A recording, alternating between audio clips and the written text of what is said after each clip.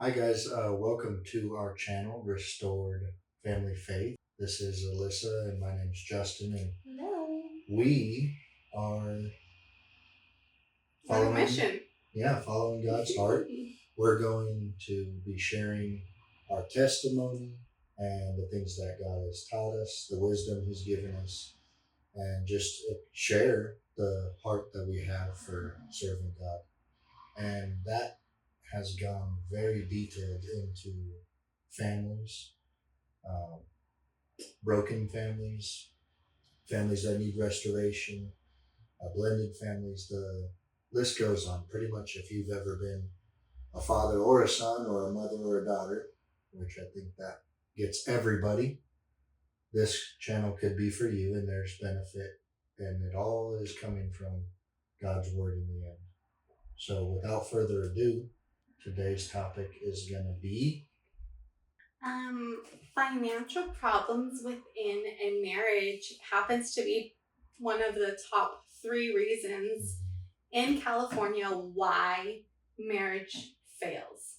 So it was a very heart-wrenching statistic that I studied through my research in school over the last several years. You see the inability to resolve conflict and resolve problems, and one of them is finances.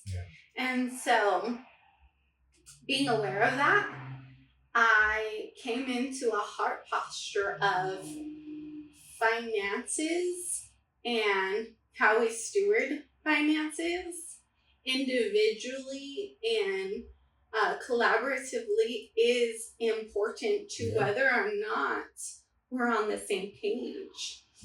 For a marriage to be successful spiritually, the Bible says to be equally yoked. Well, I think that goes along with God's word and what you think about money. Right? Because there's over, I think you said 66 or 67 proverbs just in the book of Proverbs that talk about finances and financial stewardship and money and how you should perceive money with wisdom. And it was important for us to lay out what we thought about it. Would we share our money once married? Would we join one bank account?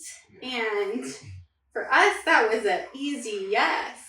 But for other marriages out there, this day and age, you see that there is 2 sources of income. There's 2 different bank accounts.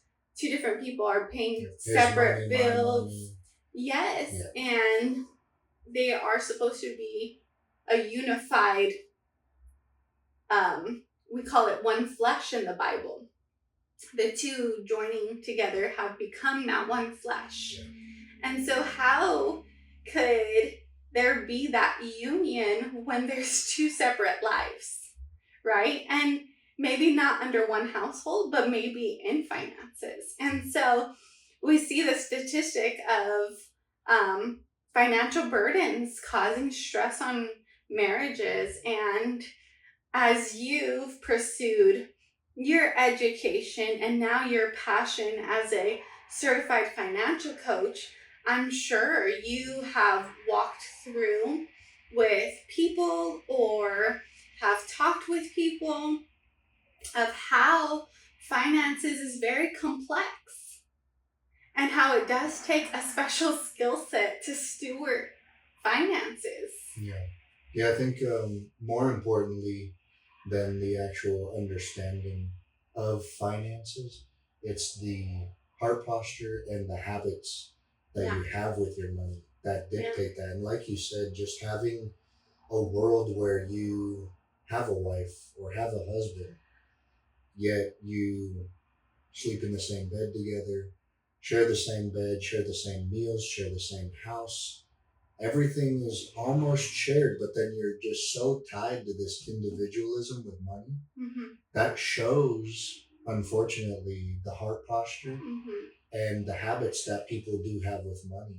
I've known many people in conversation that their spouse has trouble with spending habits, or their spouse has trouble with um, hoarding money, or getting in an argument every time there's money involved. And it does break our hearts, and I can speak for the both of us on this.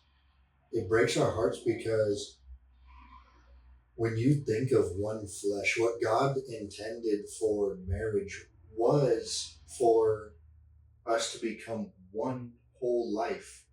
And that's it. There's no, but also keep this separate bank account. Also, you know, Hers and make his. sure she's paying for the electricity bill and you're paying for the gas bill, and now that's even. Yeah. Right. And it's unfortunate that people do have this mindset, but are they not planning a life together? Are they not planning to vacation together or retire together or what have you? There's many reasons to join your entire life and surrender onto what you've committed to in that covenant marriage that you know signed on the dotted line. You said I do before God. Yeah. And if all of that is not powerful enough for you to give a little bit of control up, let's talk about the severity of decision making when it comes to finances.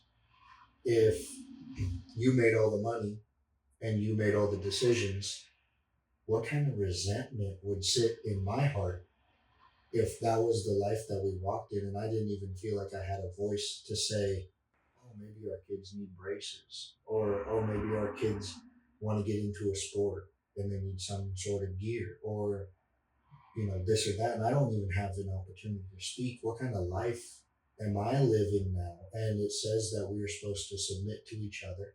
We're supposed to honor each other, and we're supposed to serve each other first. So if we're not out of doing reverence towards those God. things, if we're not doing those things, then all because of money, or all because of control, or ego, or pride.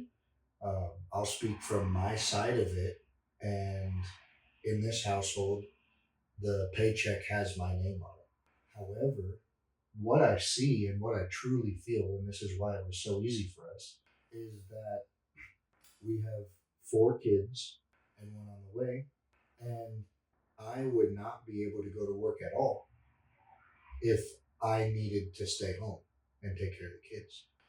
I also would possibly have to put them in school or in a different situation where they weren't at home with the one person in the whole world that I chose, raising the kids our way. And so there's so much more value in saying you do extremely well in raising the kids at home. You do more than enough work to justify our money being shared. And there's without a doubt a effort into this that I cannot do both jobs. And so we are making one life with 2 people. We're joining each other side by side and working on this together. Before we met, I hired a nanny to take care of the kids while I was a single father so that I could go to work. The hard part about that is you don't always know who you're getting. There's a process to go through in hiring. There's building trust.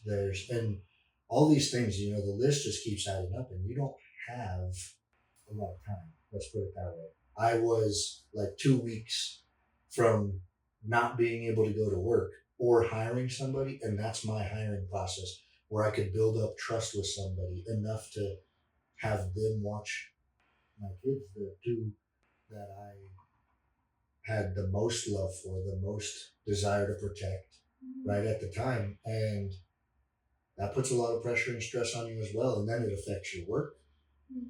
It can affect your life. It can affect everything around you.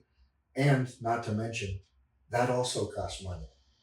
So where you are having this hard time saying like, oh, we're living life together, but I make my own money and you don't, like, imagine that is the Lord blessed me with you, and I would call it that I upgraded from a paid employee to a partner, and the pay is now getting fed back into our lives, and it's able to sow seeds into our lives, including the ministry that we have together. And so for me, sitting here saying that I make the money is just so far outlandish that I couldn't fathom the conversation or understanding of somebody that has that heart posture. I just don't find a reason or an excuse. Yeah, I think the love of money is the rooted evil. That's what it says in the Bible. It says in scripture. And so I think there's a lot of pride in an employee that puts time and hours into their job, and then they are getting paid for their work. So to the point that it's almost like, I did this, I worked hard, I earned this, this is mine. And so this like egotistical, prideful lack of selflessness overcomes them when it comes to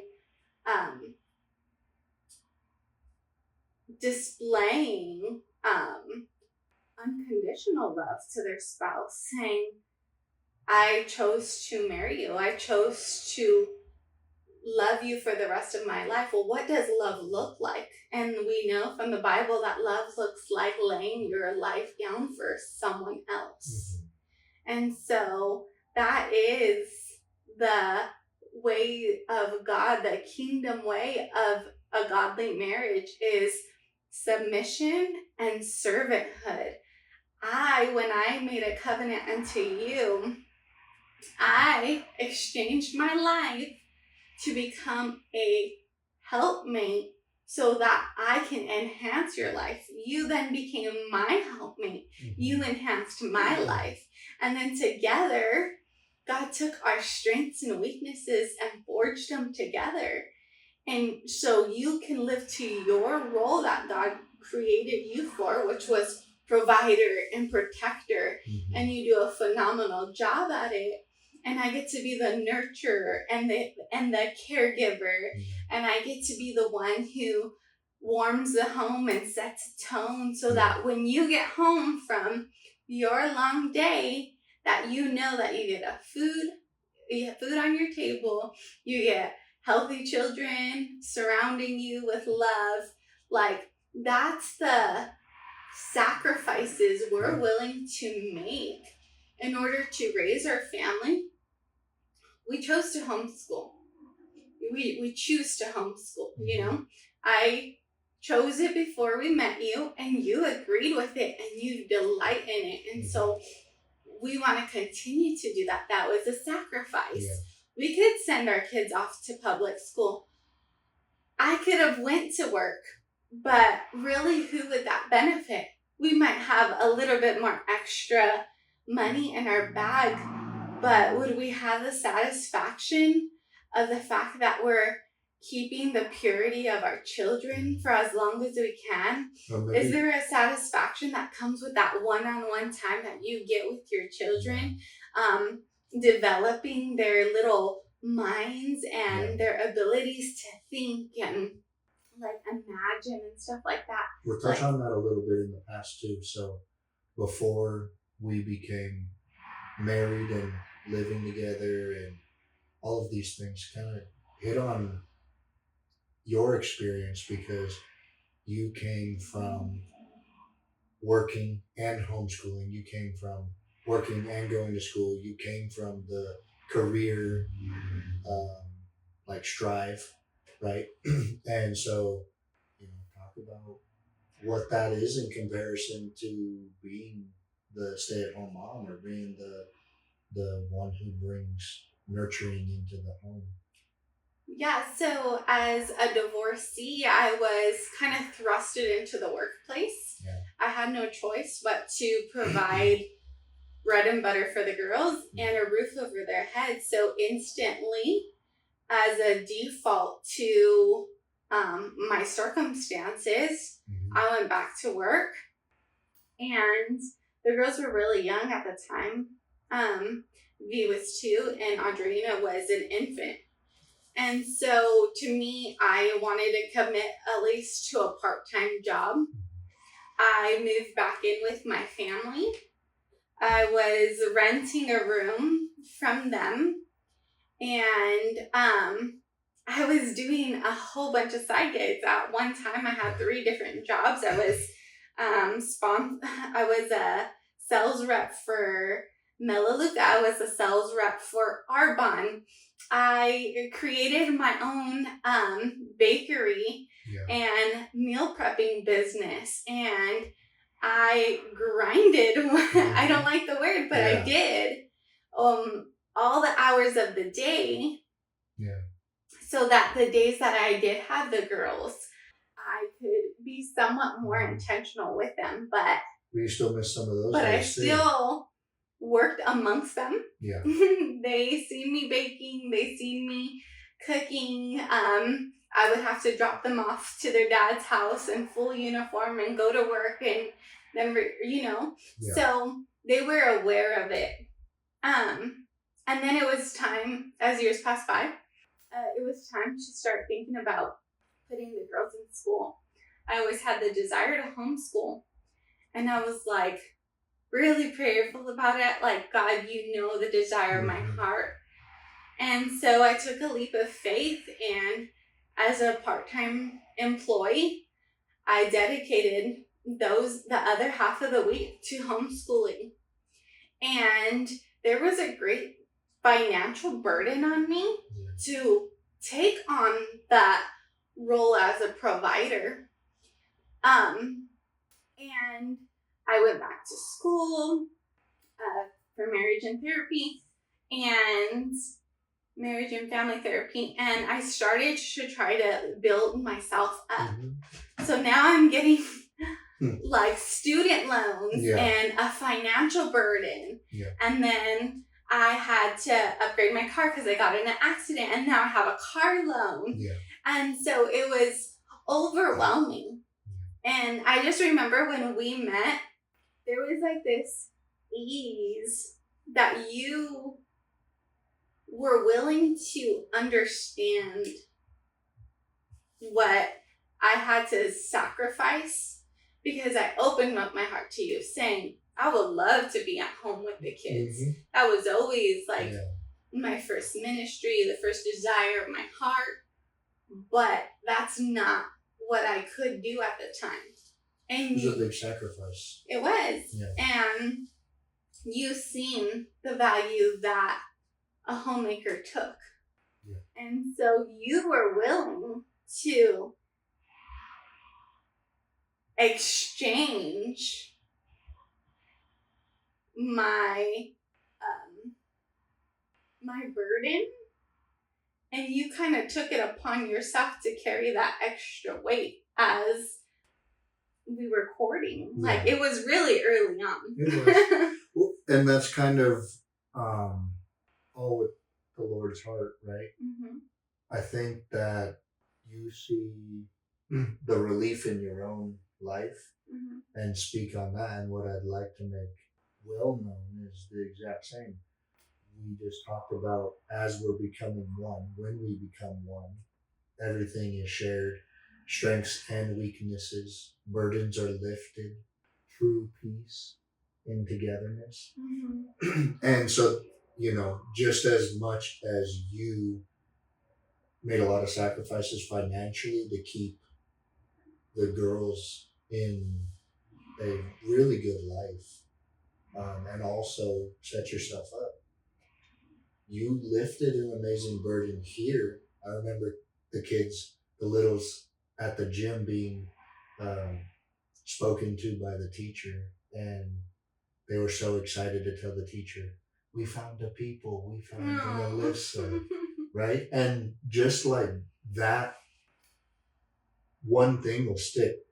There's many parts of our testimony, but that one thing will stick with me forever, because I was a very simple man. I did like 3 total things, right? Gym, work, and church. And that's kind of all that the kids had for a while, and I was a man. That's not a very easy hat to put on, the nurturer and the cook and the softy and the, all the time. And so, just as much, if not more, in my opinion, that burden, yeah, it was exchanged. Mhm. And the benefit, I think, I won. Because, that's the best part about being a financial coach, is that there is no financial struggle that's too far gone to turn it around, right? Dave Ramsey talks a lot about even himself losing it all twice, going bankrupt twice. Alex Hormozy is a very well known now business man, let's just say that, and he lost everything twice. And so you can be a lot farther in the hole than even maybe you felt. But the love that's brought into this house and the peace in this house now, I think, is um, worth more than rubies and gold. And it's just a big blessing in that way. And I think even on top of that, we get challenged in our experiences, right? And through our life, and we grow. And, that moment for me made me softer, made me have a more tender heart, lean more onto God, just as maybe for you, it gave you a better understanding of finances, a better understanding of frugalness, Yes. and ways to kind of simplify the budget. And maybe you can talk about. Yeah, so that's where kind of my motto came in those years, is just keeping life simple. We lived in a trailer. I eventually upgraded to. Grew out of the room. Yeah, we grew out of the room. We eventually, I think like a year or two after, the girls and I moved into a fifth wheel. It was like a 2-bedroom, 2-bath house on wheels. And in that, 400, 500 square foot, we learned the beauty of simplicity. Yeah. And how you don't need extravagant things to have a wonderful life. And so I thank God that I learned that a home is made by the love that's felt here. It's not about what you have. So it gave me a richer mindset, I believe, when it comes to what truly matters. And it also gave me appreciation for the head of the household, a provider, someone who desires to go to work to provide for the family. And I think it's an honorable characteristic for someone to take on that willingly. And although many women take for granted that provider in their house, I want to bring an awareness today that we have the ability to help the provider. If you're a stay-at-home mom, or maybe you're a part-time worker, or maybe you're a mom that's a student, and there is a provider in your house that is bringing in money, we have the ability to help you with how we are stewarding the money within the home. And I think that's like the beautiful thing that we have, is like we have full access to our financial documents, our financial bank statements, and together we have created a monthly budget. So before you met me and I met you, you did this already. This is just part of your DNA. You were born to love numbers. Well, I didn't do that. I was never taught that. I thought I managed money well, but let's just say there was a lot of room for growth. And now together we discuss, okay, this is our earnings. This is, this is what we're spending. This is what's going in. This is what's coming out. This is what's getting taken out. This is the bills that are getting paid. This is what we want to invest in. This is what we want to save. And the list goes on, but it helps me to understand you understand me. And so therefore we can make decisions together and we're united. And which is so important because, like you said, you're not going to just go run the credit card without me knowing. we talk about everything, and this brings peace when it comes to finances. And so I just wanted to give like tips to housewives and wives and spouses of how to help the provider. So I first would like to just set in tone that a budget is necessary. Yeah. So get together, take a night to try to run your numbers and lay them out. Next is we can help our provider by shopping sales and discounts and markdowns over the full price. Yeah. The truth is that no one goes around asking how much you paid for certain things. Right. Like, no one's like, I like your shirt. How much did you pay for it? Like, either they're going to compliment you or not, but they're never going to ask you how much you paid for it. Not typically.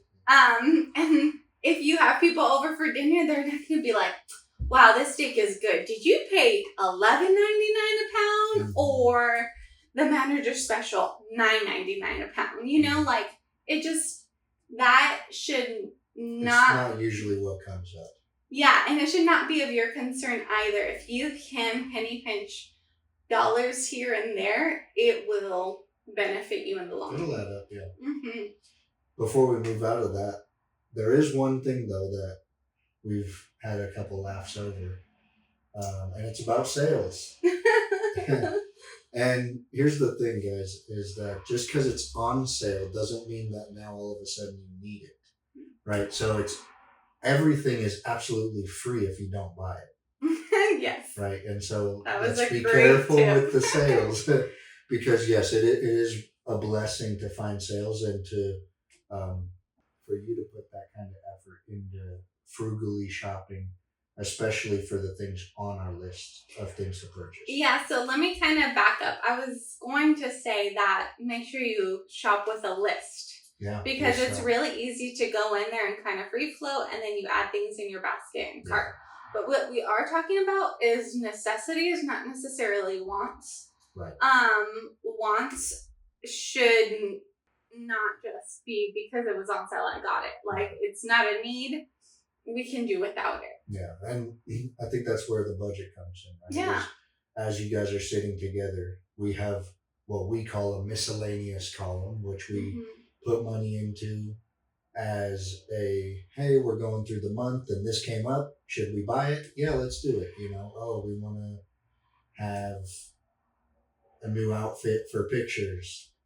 Let's use the miscellaneous budget. Or let's go to a movie because The Chosen's in theaters right now. Let's use the miscellaneous budget. And it's just for those things that kind of go unplanned, spur of the moment type events. Oh, we're out and about and we didn't get food packed for the day, because that's another one is cooking at home, I believe. You're taking it. And so, I mean, it's just one of those things. But the budget sitting down together is really important. Crucial. Yeah, another tip is to cook from home as often as possible. Make your own coffees, make your own juices, pack your lunches, have your husband return home to get a meal before he has to go out in the evening to Bible study or to your kids' baseball games. Like, you can bring your own water bottles. You don't have to always purchase water bottles. Like, canteens are amazing for that. Use them for your coffee, use them for your juices, get Tupperware. Take those, and the less money you spend outward, the more money you have to pay off debt and to get out of financial stress.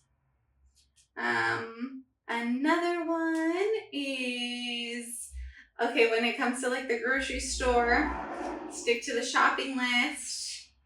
Buy wholesale or bulk. Typically, you get more bang for your buck. Shop items in season. So you're going to pay a fortune for strawberries in the winter. Go for a banana. They're definitely there and they're much cheaper. Shop on a full stomach. This is... We've learned this one recently. This is definitely... Don't go to the store hungry. Helpful. And then consider coupons. Like, I remember when I was a kid, my mom would be looking through the ad and I would be helping her cut coupons, and then we would put them in this like little file thing. And like using those coupons was just so rewarding when you got to see how much you saved after. The more money you save after, it can go to paying off a monthly bill that you owe, you know? And we're not in the 90s anymore, so some of these coupons are on the app of the store that you shop at, right? Like, we have Vons out here or Target. Sometimes you can access their coupons, so you know, scan whatever you're looking for, whatever you have in your cart. You can always scan it, you know, before you check out too. Yeah, and then another tip is what I had mentioned earlier is become his helpmate and practice contentment and gratitude. Contentment was when you're at peace with what you have.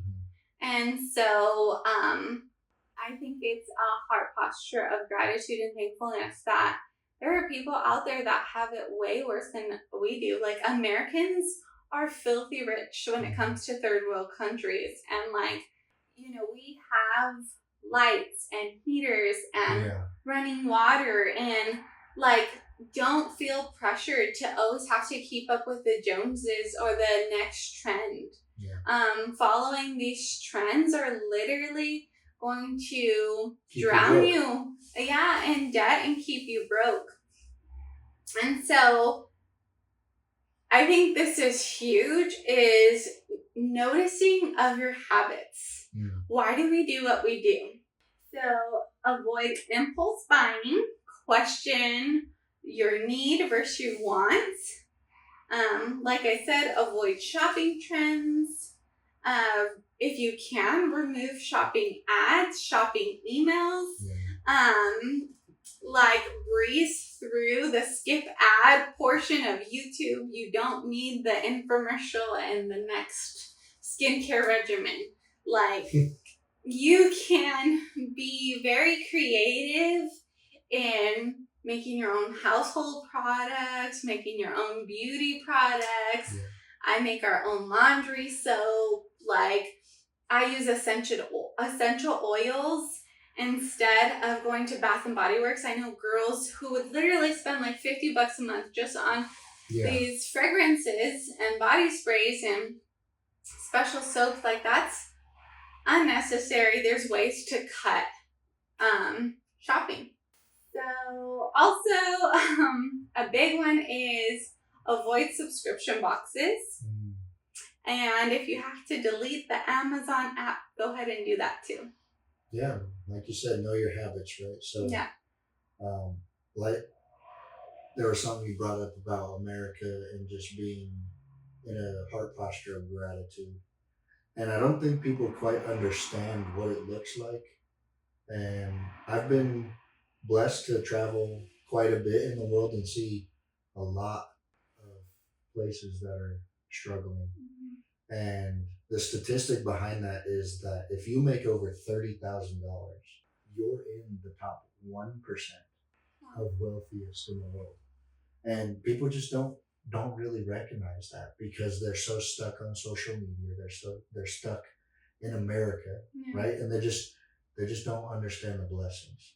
And so with that being said, you've given a lot of tips on how to cut and things that are important, like budgets. And I just wanted to make a point that, you know, doing it together, no matter how hard it is, it's so much easier when you have the support that you're explaining. And I think that's important for people to understand, whether your spouse works or doesn't work, or you guys have dual income, or whatever the situation is. This goes both ways. And so I don't want to say that every man that makes money is the one that's financially wise. And I don't want to say that a woman who doesn't make the money isn't the one that's in charge of the finances, because I've seen both. And I really just believe that out of the options that are there, together's the best. And then what I would say next is if you absolutely, for some reason, are just unwilling to deal with the finances. I've seen a couple people that I've been talking to about coaching, and they are just like completely, I make the money, but I don't look at it, I don't know about it, I don't have access to it.